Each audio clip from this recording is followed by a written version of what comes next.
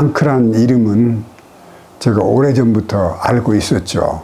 그리고 저 나름대로는 방크에 대해서 특별한 생각을 가지고 있었어요. 그 특별한 생각이 뭐냐 하면은 우리나라에서 특히 문화 측면에서 꼭 필요한 일을 하고 있는 단체가 방크다. 힘을 합쳐서 한국의 역사 문화를 세계에 전하고 한국에 대한 기록이 잘못되어 있으면 그걸 고쳐주고 방크가 그런 일을 한다고 그래서 제가 평소에 너무 놀라고 있었어요. 근데 저도 사실은 외국 대통령한테 편지를 2번 내본 적이 있어요.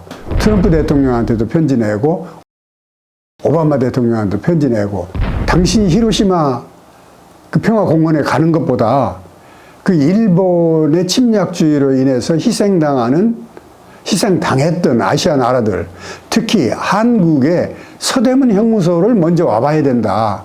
그런 제가 편지를 한번 낸 적이 있어요.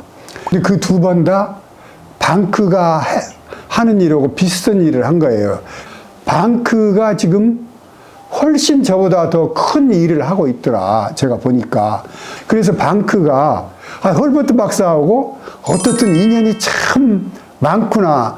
그거를 제가 깨달았어요, 제가. 알고 보니까 헐버트 박사가 지금 방크가 하고 있는 일을 이미 120, 30년 전에 헐버트 박사가 하셨더라.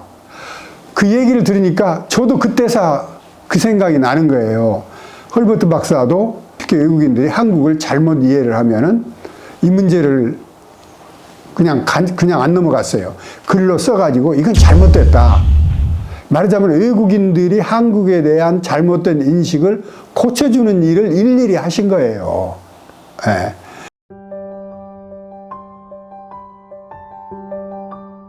이런 오류를 지적하는 것의 대표적인 케이스가 조센과 조선입니다.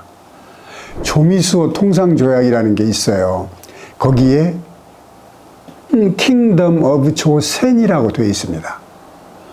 그리고 조미수호 통상조약에는 한글이 하나도 없고 한자와 영어만 있는데 그 영어에 킹덤 오브 조센이라고 되어 있어요. 이게 너무 저는 안타까워요, 그것만 보면은. 그리고 그 뒤에도 모든 외국인들이 조선을 조센이라고 발음을 했을 뿐만 아니라 글을 그렇게 썼어요, 모든 서적에. 그래서 헐버트 박사가 그때 당시에 발행되던 영문 잡지에 무슨 소리냐, 조센이 아니라 조선이다, SUN으로 적어야 된다, 이런 주장을 펼친 거예요. 그 뒤에 심지어 1915년까지 내려오는 과정에서도 전부 외국인들이 그렇게 쓰고 있더라고요. 그래서 그것만 보면은 저도 너무 화가 나고, 저도 젊었을 때 미국에 갔을 때 지도를 보면 서울을 게이조라고 써놓은 걸 봤었거든요.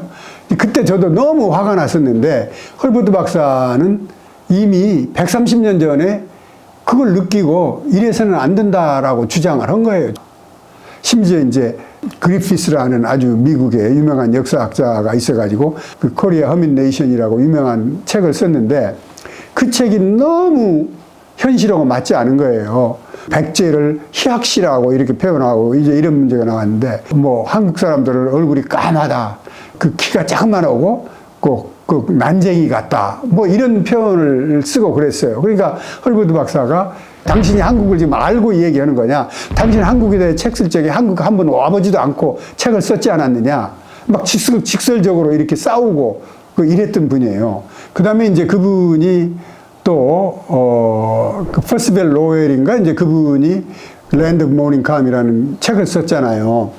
그런데 헐버트 박사가 왜 랜드 오브 모닝 캄이냐, 모닝 캄이 아니다, 지금 역동적으로 지금 한국이 진취적으로 서양 문물을 받아들여서 새로운 물결을 타고 있다. 그런데 모닝 캄이라고 표현을 해서는 안 된다.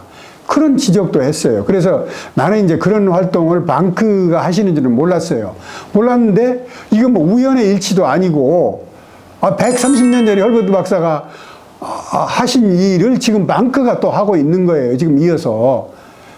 정말 깊은 인연이구나.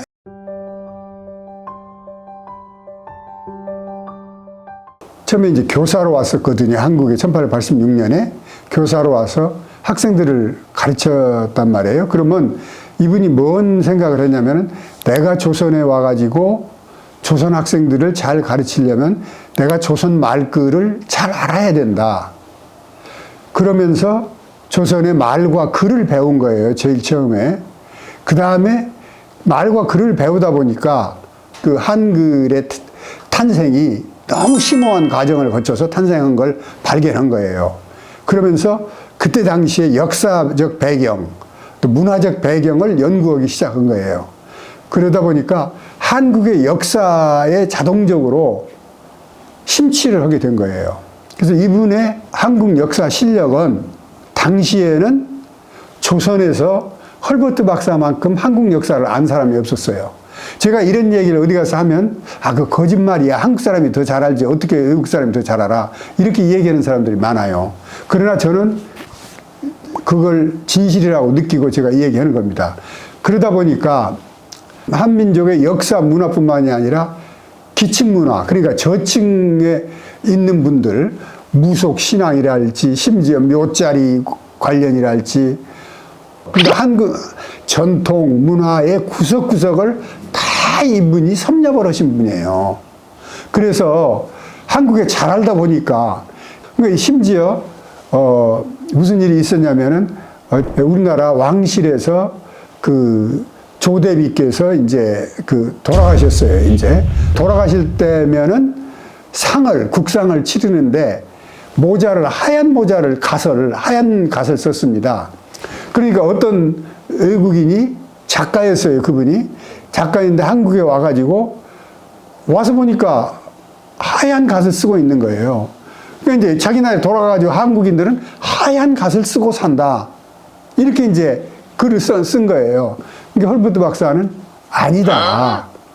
한국 사람들은 검정 갓을 쓰고 장사 지내고 이럴 때만 특별하게 하얀 특수층이 이제 하얀 갓을 쓴다. 이제 헐버트 박사도 그런 일까지도 업적이라면 업적이구나. 이제 이런 생각을 했습니다. 그래서 이제 그런 부분이 방크가 하는 일하고 많이 닮았지 않았나 그런 생각을 해봅니다.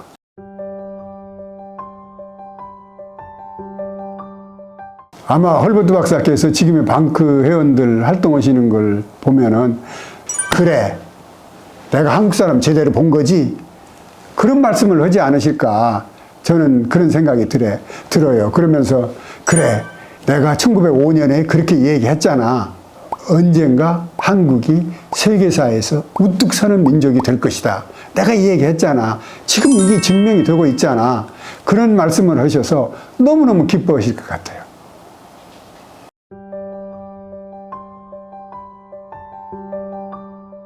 방크야말로 정말 한민족의 정체성을 지키려는 문화전사이자 애국전사들이다.